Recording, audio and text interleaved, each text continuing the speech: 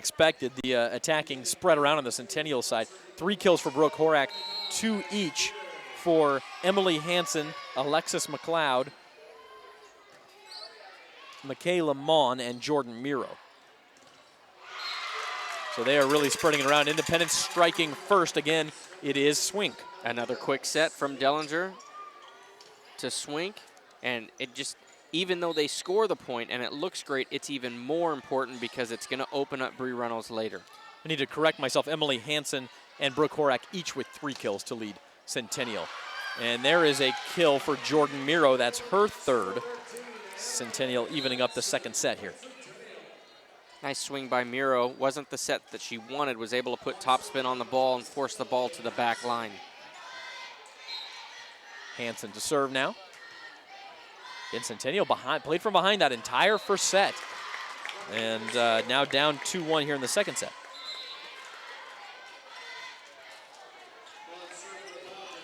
Dellinger, the setter, with such a terrific first set. And I'm not able to keep assists while I'm tracking other stats and broadcasting. Why not, Zach? I know I can't. I'm missing that 3rd hand, but I would venture to say she probably had close to 15 assists in that first set if I had to guess. She had a great first game. Logan Minnie with the kill there for Centennial. She's on the stat sheet now, and it's 2-2. Logan Minnie, another player that has continued to grow as an outside hitter, getting a few swings throughout the game. Sanchez to serve. She has really done a good job putting Independence on its back foot.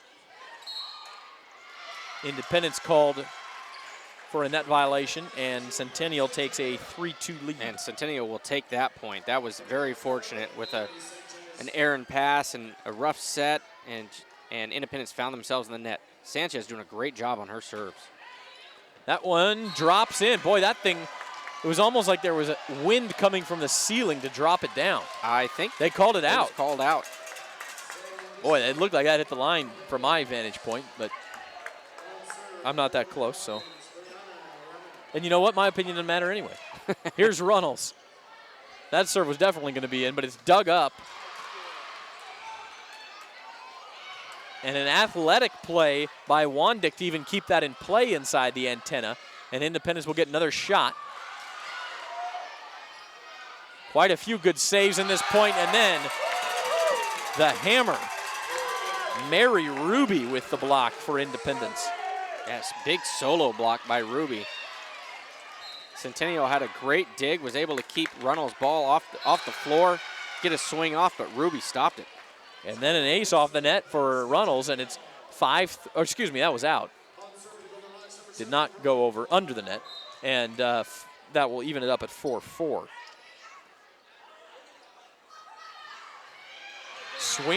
Sanders with the tip kill, 5-4 Independence. This game, although I thought it was played fast-paced in the first set, it just seems to be picking up, doesn't it, Zach?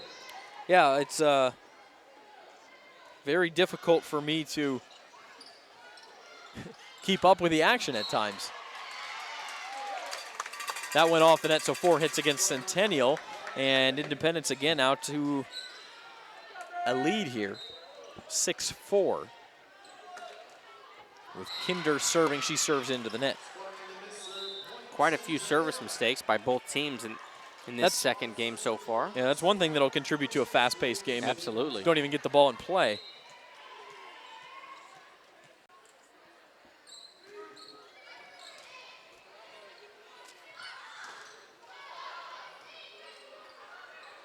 Swink able to keep that in play off the net. And now Independence scrambling, and that ball was behind the bench, and the Falcons defense didn't know what to do with it. But something that's so important when you have somebody like Hansen playing the right side, her cross court is toward the opposing setter. And when Dellinger had to make the dig, there's nobody that's used to going after the second ball. Sure, yeah, it makes things very difficult. From the back row, Runnels will hit it over, and all kinds of topspin on that thing, and Centennial couldn't get there. It's another kill. 11 kills now for Brianna Runnels. Runnels throws what me as a baseball guy would call a changeup. Yeah. Nicely done. It's like playing third base with Miguel Cabrera at the plate and he drops down a bunt. if Miguel Cabrera could run, right? Not going to get there. The deke. Somehow Independence kept it alive and got it over. Great defense. I think that was Runnels with the dig as well.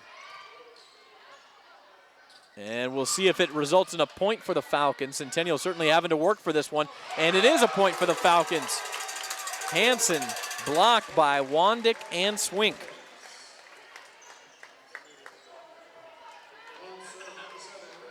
(8-6) Falcons. This is really becoming impressive volleyball right now. They just, as I say, yeah, the service error isn't going to help. But I mean, it seems like in the run of play, and that's already 3 service errors in this set for Independence. But they seem to have all the answers. I mean, you have the do-it-all player in Brianna Runnels, but they've got all the pieces here. There's a big block for Centennial. McKay Lamont and Jordan Miro rising up. And it's 8-8. Well, Michaela Mond's going to be very important for Centennial to be able to hold down that middle while Brianna Reynolds is in the back row. She's going to be one-on-one with the middle blocker most of the time. Big hit from Sanders, and what a dig by Addison Peters. I say what a dig. I mean, I don't think she meant to send it over the net, but it falls for an unlikely point. Great job by Peters, just getting her hands underneath. Sometimes that's all you got to do, yeah. Works in your favor. So it is 9-8 Centennial, later than they had a lead in any point in the first set. Big Another dig nice again dig by Peters. And that's out. Addison Peters very clearly has raised the level of her game here in this second set. Yeah, she really has. She's doing much better with her feet. I felt as though that her feet were just getting stuck a little bit and not moving. This time she is really working well. 9-9. Second set, Independence leading 1-0. Back set for Hansen, and it is a kill for Emily Hansen. Another nice swing by Hansen. She's playing a great game.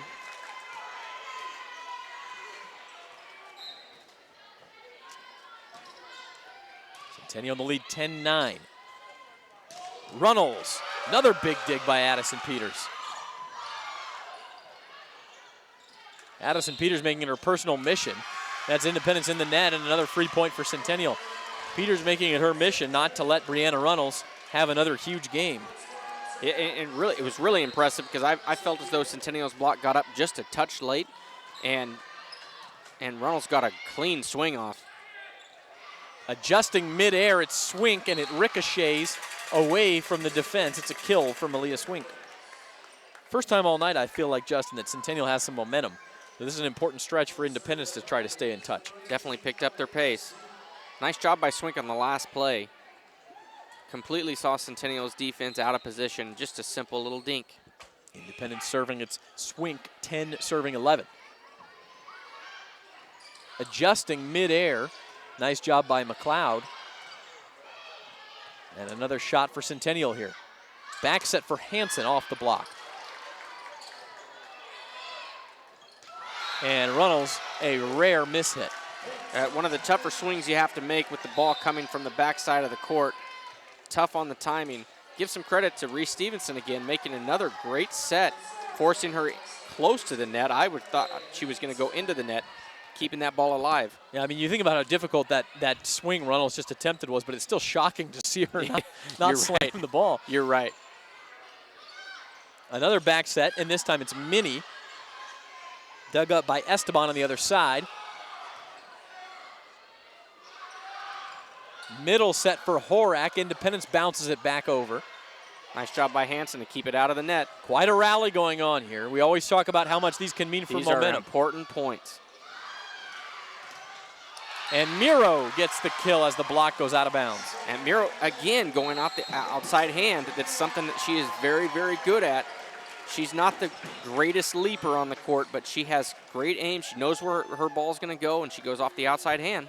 And Independence, facing its largest deficit of the night, 3 points here in game 2, takes a timeout. So 13-10, Centennial defense passing much better than it was in game 1 so far. Right, it is much better all the way around, but you have to key in, like you had mentioned, Addison Peters, she looks much better right now. She looks much more fluid, Her passes are getting on point, and it's giving their offense so many more options. And I have to say, Independence maybe missed a chance early on to get out to a lead in game 2 when Centennial still wasn't playing very well. Made some service errors, kept it close. Now the Golden Hawks are rolling, and about halfway to evening this match here, leading 13-10 in game 2. Yeah, you're right, and service errors are so important now. 10 years ago, maybe I'm dating myself, 10, 12 years ago, service errors only cost you a side out. Now they cost you a point. And it is so hard to get on a run when you're having service errors. Yeah, it changes the risk-reward ratio for those serves. How much do you want to try to earn that point? Definitely want to be a little more conservative when there's a point at stake. Runnels, again, not able. I think she was sort of caught in between whether she wanted to take a full swing there. Well, obviously the timing is off. Swink having to make the set from the back row because of an errant pass. I thought it was a pretty good set by Swink. I don't think Runnels expected it to be on the money like that. Runnels another chance. The other thing Centennial's done a much better job of is at least getting a hand on the ball, even if it's not a kill block. Slow it down. Dug straight back over the net, and then an overpass on Independence's part. Wandick from the back row. Miro with a big hit, but a nice dig by Swink. Another great rally. Teams defensively have it going right now. Oh, nice job by Runnels to swing on the second ball. And Peters knocked over, got the dig that leads to the Brooke Horak kill.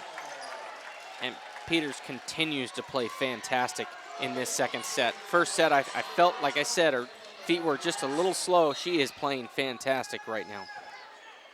It's a 5-1 run for the Golden Hawks, and they lead 15-10. In fact, you want to take it back a little bit further, it was an 8-2 run for the Golden Hawks until that moment. Sanders with a kill. Nice job by Sanders, finding the middle of the court. You can even see in serve-receive, this Centennial defense plays the perimeter and leaves the middle open, which is obviously the toughest area to hit. And the easiest to recover to as a defensive team, too. Correct. 15-11, Centennial leads in set number 2. Independence won the first, 25-23. Runnels, big hit, cross court, got it. Independence will try to get its star player going. That's her second kill of this set, but her 12th of the match already.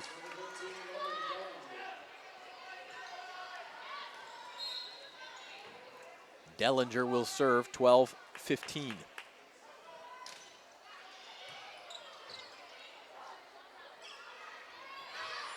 Centennial wasn't sure who that set was going to. Logan Minnie able to hit it over and get another chance for the Golden Hawks eventually. It's Horak finding the floor with a tip. Good vision by Horak. Just a simple tip. That was Alexis McLeod, number 3 with the kill there. I'm just going off you, Zach. I'll just make it up then. I'll just pretend like I'm never wrong. Sanchez. I think we had a rotation violation. I'm not sure. I didn't see the rotation violation, and Judy Rexroth is arguing it. I didn't see where the violation would have occurred. Yeah, she's confused as to what the call was. Calm, but confused. Well, the call makes it back to a 5-point edge for Centennial. Maybe it was just players weren't quite standing. The violation was called on Dellinger, moving too quickly. She seems upset. That serve went out, so Independence does get a point back. 17-13, and Runnels to serve.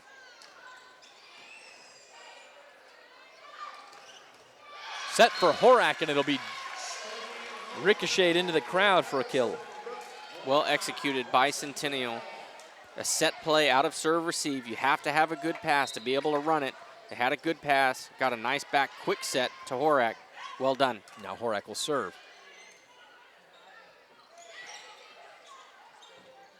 Minnie with the set looking for McLeod, and she got it. Centennial starting to pull away with this second set. Independence wants another timeout. 19-13 our score. And we will take a break on BVarsity Live. Back after this. One thing about living in Kern County is all these great rivalries. Greenview! Westside! Wasco! Shatner! But despite all these rivalries, there's still one thing One thing! One thing! we can all agree on. Kern Schools is the #1 financial institution in all of Kern County. Take advantage of our auto rates as low as 1.99 APR with no payments up to 90 days. Kern Schools, the biggest little credit union in town.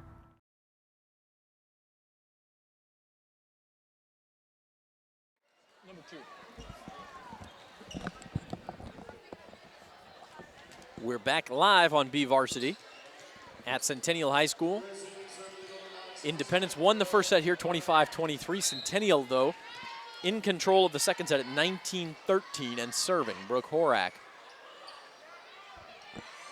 Sanders out of the timeout gets the kill for Independence. And when it hasn't been Runnels, that's been the play that's been the most effective for the Falcons tonight. Yeah, that center quick set to either Sanders or Swink has been very effective and continue to pick up points. Sanders now serving, and McLeod another chance from the left side. Not a lot of rhythm on that set, though. And a kill for for Wandick off the block. And just like that, Independence back within 4. Deja Wandick just powered through that block. She's also played very well in the back row, making some nice digs tonight. And very quietly had a nice game. Serve barely out, though. And you talk about how costly those service errors are when you're ahead. Boy, when you're trying to make a comeback, they are very painful. And you could just hear people just groan when a serve goes out. 20-15 Centennial. From the back row, Bree Runnels. What a swing.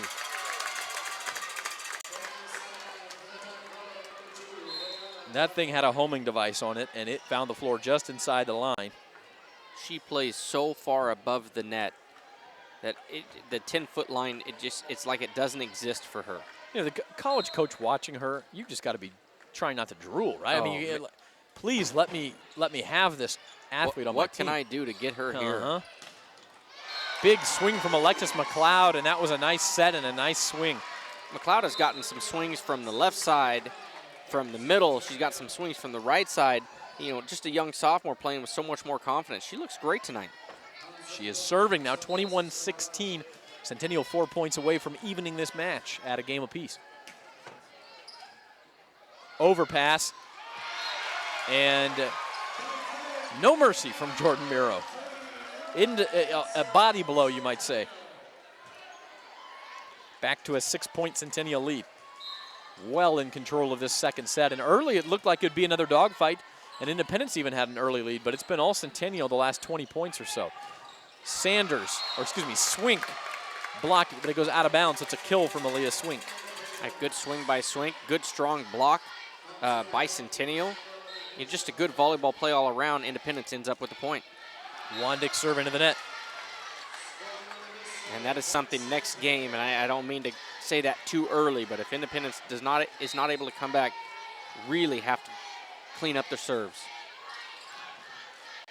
5 service errors in this set, and that'll hurt you a lot. Another kill for Swink.